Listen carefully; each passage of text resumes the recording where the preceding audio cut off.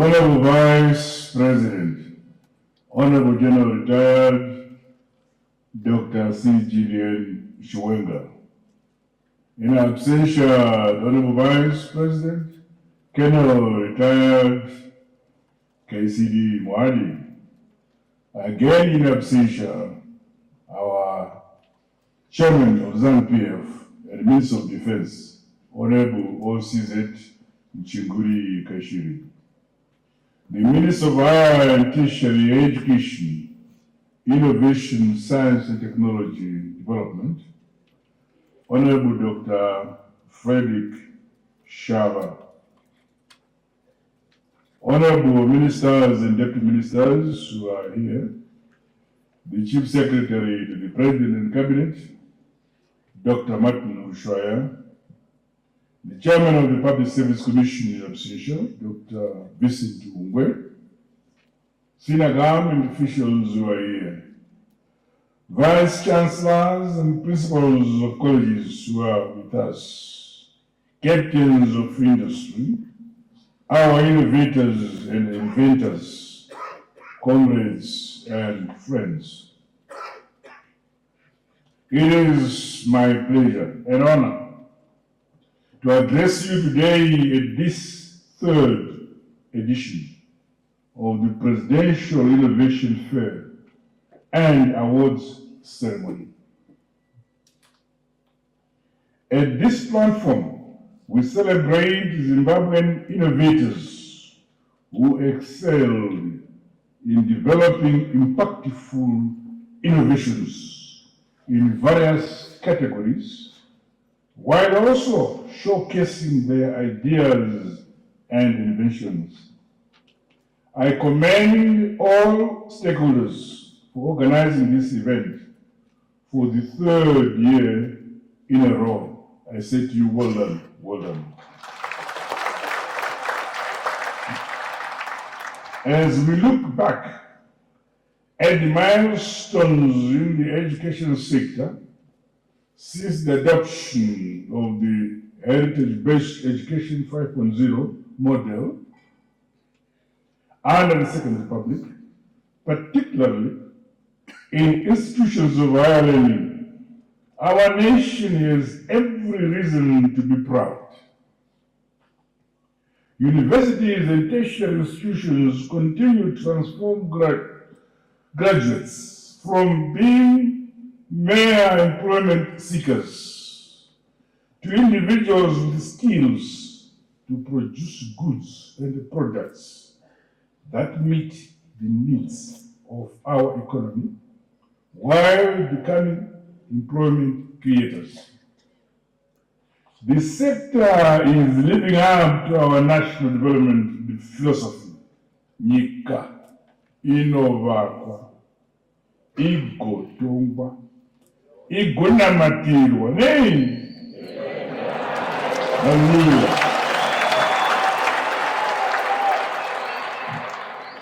In this spirit, the strides being made by our innovators deserve recognition, support and celebration. It is on this background that I launched these annual Presidential Innovation Awards 3 years ago. I hope events such as this one will also serve to motivate winners and many others to go further, break new ground, and inspire the next generations of innovators, researchers, and inventors in our motherland, Zimbabwe. Presently, beneficiaries of these awards are drawn from universities, tertiary institutions, students, government agencies, the private sector, and of course individuals. Going into the future, we must cast our net wider and recognize more categories among our people.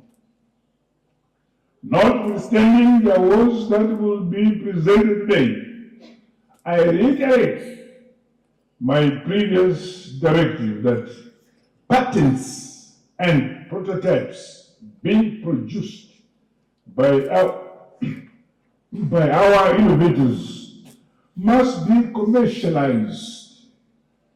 Hence, all government-funded innovations should be subject to systematic tracking and monitoring. We must be deliberate and more aggressive to guarantee that prototypes move to pilot and the pilot products transition to the market. Commercialization will not happen by accident. I urge you all, within this innovation, research, scientific and technological ecosystem to be more proactive.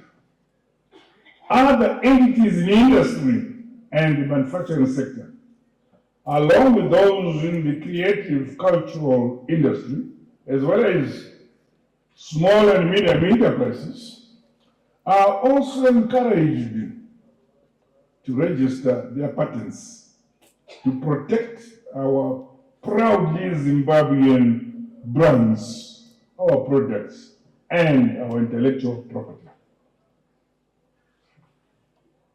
Ministries, departments, and agencies responsible for matters related to intellectual property rights are called upon to facilitate and guide in the filing, the registration, and protection of property rights.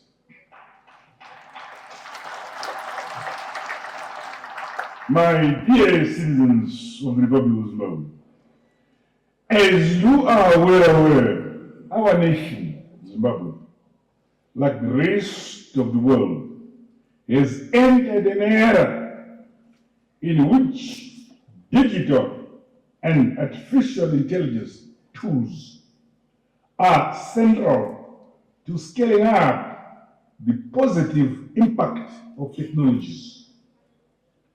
On its part, my government recognizes that it is only through the requisite and increased investments in new technologies, science and innovation that Zimbabwe can accelerate the ongoing transformation towards our desired vision 2030.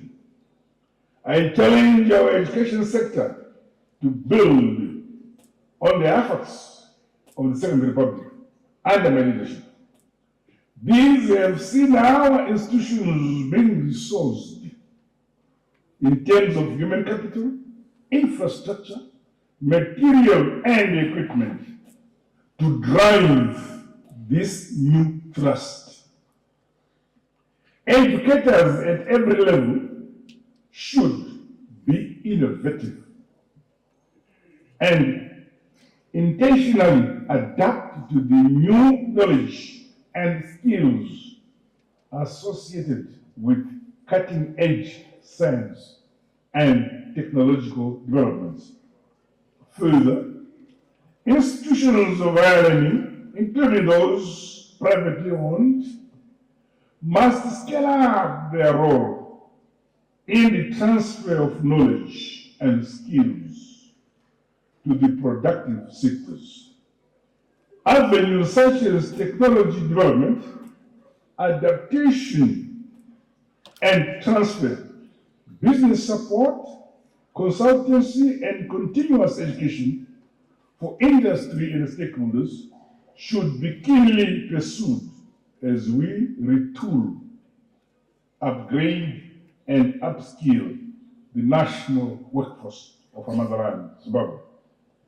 It is my expectation that the education ecosystem and the private sector will deepen their collaboration to build a successful innovation ecosystem.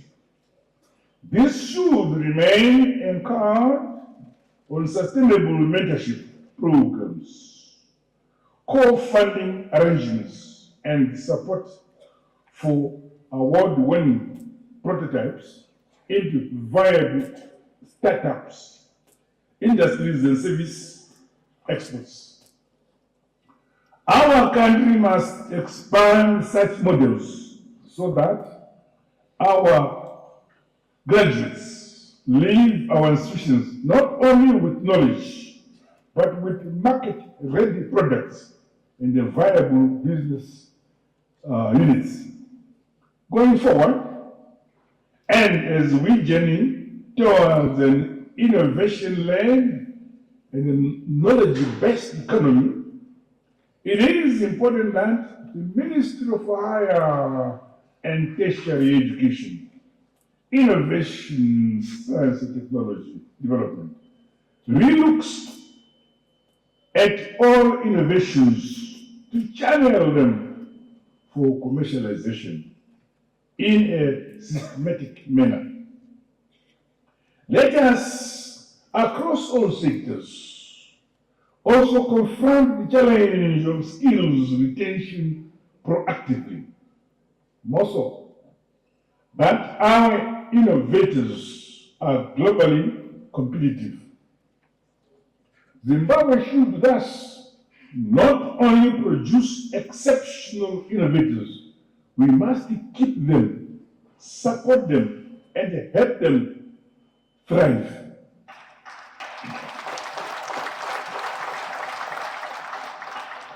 Beyond the government, more of our citizens and the private sector stakeholders are exhorted to play their part towards supporting this ongoing research, innovation and development agenda.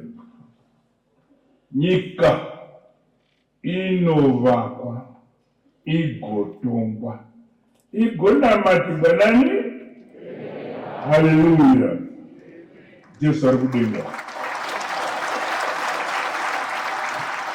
Ladies and gentlemen, colleagues and friends, the work of nation building requires imagination and the will to act. Let us convert ideas into companies, prototypes into exports, and a wider range of products and services that benefit the majority of our people. In celebrating today's winners, let us remember that innovation is not a privilege for a few. It is a responsibility for all. Every sector, every community, and every Zimbabwean must believe that their idea can make a difference. Together, we must build a nation that manufactures, that creates, and that exports. A Zimbabwe where prosperity is born from what we build ourselves and none other. Finally, I commend the Ministry of Higher and Tertiary Education, Innovation, Science and Technology Development for ensuring that this event is a resounding success. Congratulations. To the winners receiving prizes today, your achievement is a national gain. Accept this honor with humility and the weighty responsibility that is upon you as trailblazers in your areas of interest and study. Use these awards and the prizes, therefore, to support your prototypes or to register intellectual property where needed so that you meet the regulatory requirements necessary to enter local, regional, or international markets. Once again, I assure all our innovators that they have the support of my government.